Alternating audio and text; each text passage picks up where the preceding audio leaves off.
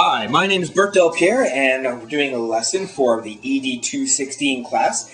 And this is my special guest star. Tell them your name. My name is Nicolette, and my middle name is Delpierre. And your last name. Good. And we're going to be doing this book. I'm not going to tell her what it is. Oh, you know what it is there, right? Yeah. It's Corduroy. And I picked this book just because it's one of our favorites. We have a lot of fun with it, and it really does a good job of showing a problem and solution. There's actually several problems in this. I'm going with the standard, which is 2KA3. It says with prompting and support, identify characters, setting, and major events in a story. We're really going to be talking about problem and solution. So the first problem that I have here is, Nicolette is going to help me. I have a piece of paper that got chopped into all these pieces, and it's going to make the cover of the book. This is the activator for the lesson, so ideally she wouldn't know what story we're doing yet, but she's a pretty good student. So, Nicolette, I have a problem. It's cutting all these pieces. How could we solve the problem to figure out what the book is? Yes? Because we have to put them all back together as the square. Oh, okay, so we're going to put it together as a puzzle. Okay, you put that piece up. And then, good, I got this piece. Good. Here we go, this piece. You got another one? Put it up. Of course, this would go a lot slower, but for sake of saving time here, it goes down there. Good. Just going to kind of zip through this and get it together fast. Oh, are you starting to figure out what the puzzle is? Yeah. What is it? Corduroy. Corduroy. Very good. What is this? Goes like that. There we go. Oops, I think I put it together wrong. So, now let's get into the story here. Ta-da! Beautiful. So, we're going to get right into the story here. Corduroy. And we start by, of course, taking a little bit of a picture walk. And a lot of kids tend to be familiar with this because parents read it to them. So, in a way, we could just go through all the pictures and tell the story. So, who's that? Corduroy. That is Corduroy. And people are all in the store, but why doesn't anybody want to buy Corduroy? Because he lost a button. He lost a button.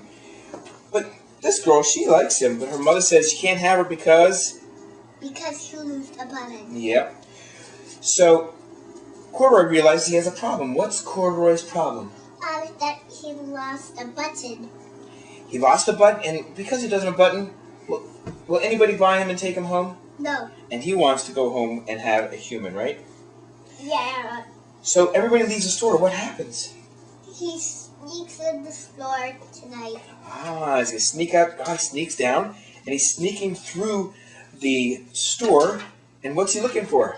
He's looking for his button. Yeah, he's looking for the button. Overall. And he even ends up going up escalator, But he's which is a great vocabulary word. Oh, and he comes up and he sees all this, and he thinks he's in a palace, which is another great vocabulary word. So this book does lend itself to lots of different objectives, but we're stating with problem and solution. So, he keeps trying to find the button. He keeps trying to find a solution. Does he find buttons on this mattress? Yes. Can he take it off though? No. What happens? Oh.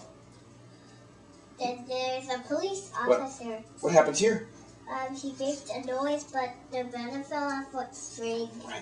So this book can also be used for cause and effect, but we're once again sticking with problem and solution.